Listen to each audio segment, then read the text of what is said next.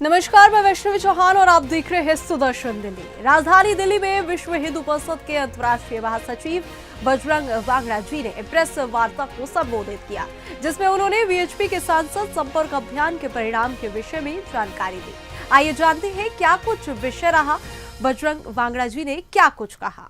जागरण के निमित्त रखे एक विषय है संविधान की का अनुच्छेद 29 और 30, आर्टिकल 29 और 30, उसमें अल्पसंख्यकों को उनकी शिक्षण संस्थाएं चलाने के कुछ विशेषाधिकार दिए गए हैं।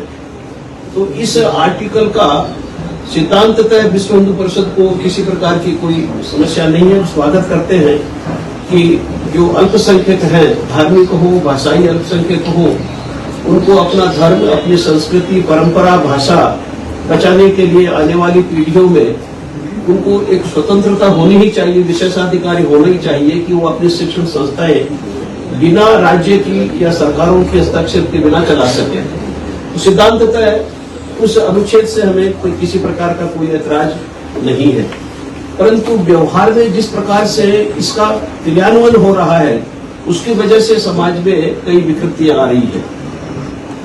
धार्मिक अल्पसंख्यक के नाम पर ऐसे अनेक स्कूल चर्च चलाता है जिसमें पढ़ने वाले बच्चे 90 से 95% तक हिंदू होते हैं। पहले को वो क्रिश्चियन स्कूल है क्योंकि उसका संचालन चर्च करता है या कोई क्रिश्चियन व्यक्ति करता है, लेकिन पढ़ने वाले बच्चे 90, 95, कई जगह तो 98% तक हिंदू ही होते हैं।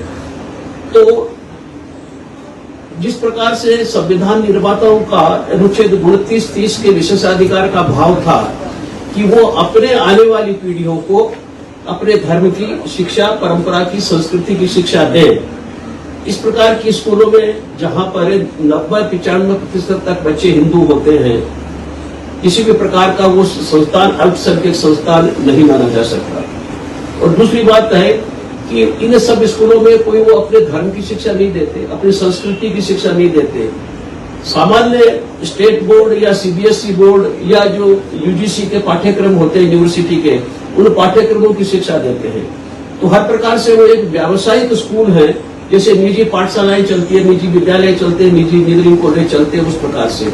लेकिन चूंकि उनका संचालक, उनका प्रबंधक या उनके मालिक कोई क्रिश्चियन व्यक्ति है, इसलिए उनको धार्मिक अल्पसंख्यक का विशेषाधिकार का वो दर्जा इन्वोक कर लेते हैं और उसकी वजह से कई प्रकार की विकृतता हो रही है। जैसे right to education act RTE जब आया तो सरकार का उसमें यही भाव था कि सभी निजी शिक्षण संस्थाएं अपने कुल छात्रों की संख्या का 25% इकोनॉमिकली बैकवर्ड जो फैमिलीज हैं, आर्थिक रूप से जो विपन्न परिवार है, उनके बच्चों को निःशुल्क शिक्षा देंगी।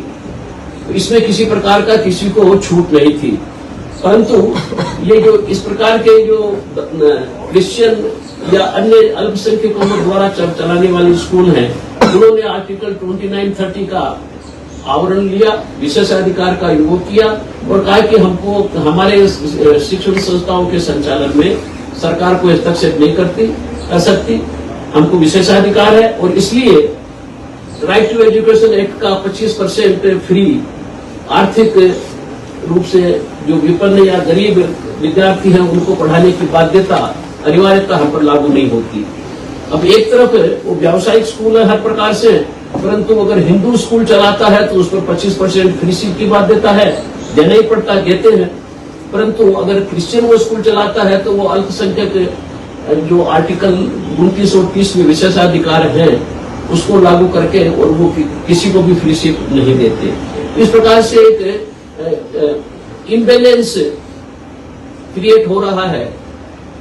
तो हमारी विश्व हिंदू परिषद की ये मांग है कि अल्पसंख्यक कौन है, आर्टिकल 29-30 के उद्देश्य के लिए उसकी परिभाषा तय की जानी चाहिए कि अगर उनके द्वारा चलाई जाने वाली स्कूलों में 50%, 70% विद्यार्थी अगर उनके समुदाय के होते हैं तो अल्पसंख्यक के जो प्रावधान है, विशेषाधिकार उन पर लागू हो सकते हैं। लेकिन आज तो उनके 2% भी नहीं होते, लेकिन विशेषाधिकार लागू हो जाते हैं। तो एक परिभाषा तय होनी चाहिए कि अगर उनको आर्टिकल 29 और 30 के विशेषाधिकारों का उपयोग करना है तो उनकी शिक्षण संस्थाओं में कितने बच्चे उनके समुदाय के होंगे और उनका सिलेबस क्या होगा।